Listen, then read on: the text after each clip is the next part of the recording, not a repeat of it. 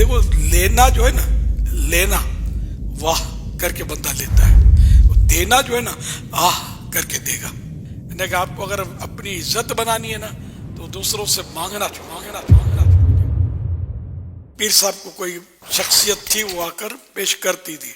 اب مہنگائی بڑھ گئی تو کسی قریبی جو مقربین تو ہوتے ہیں نا کچھ، انہوں نے کہا کہ اب پیر صاحب مہنگائی بہت بڑھ گئی ہے، تنگ دستی ہو گئی ہے، کچھ یہ جو آپ کا بڑا معتقد ہے اس سے آپ ذرا اشارہ کر دیں گے نا تو اپنا کام ہو جائے گا۔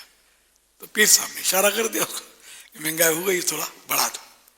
اچھا اب پیسے تو آنے شروع ہو گئے تو پیر صاحب سے اس کے کہا کہ دیکھو کام ہو گیا نا، تو پیر صاحب نے منہ بنا کر کہا کہ پہلے یہ خود آ کر پیش کرتے تھے، اب یہ بھجوا دیتے ہیں۔ دیکھا نا پیر صاحب کی ویلیو ڈاؤن ہوئی نا، کہ پہلے خود آ کر پیش کرتا تھا، اب آتا نہیں ہے، کچھ بدزن ہوا ہے، یہ بھجوا دیتا ہے، اور اب تیسری بار مانگیں گے تو بھجوانا بھی بند ہو جائے گا۔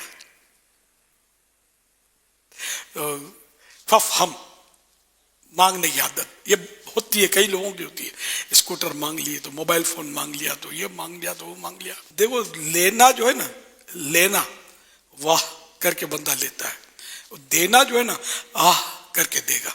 تو اس لیے مطلب کسی کے مال پر نظر رکھنے کے بجائے مولا پر ہم نظر رکھیں تو انشاءاللہ بیڑا پار ہے۔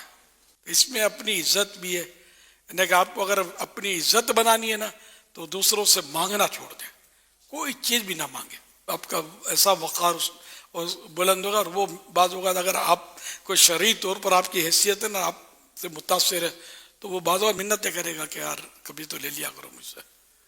سب سے آخری نبی صلی اللہ علیہ وسلم کا فرمان عالی شان ہے، دنیا سے بے رغبتی اختیار کر لو، اللہ پاک تم سے محبت فرمائے گا، اور لوگوں کے مال سے بے نیاز ہو جاؤ، لوگ تم سے محبت کریں گے۔ باقی مانگتے رہیں گے تو پھر وہ ویلیو نہیں رہے گی۔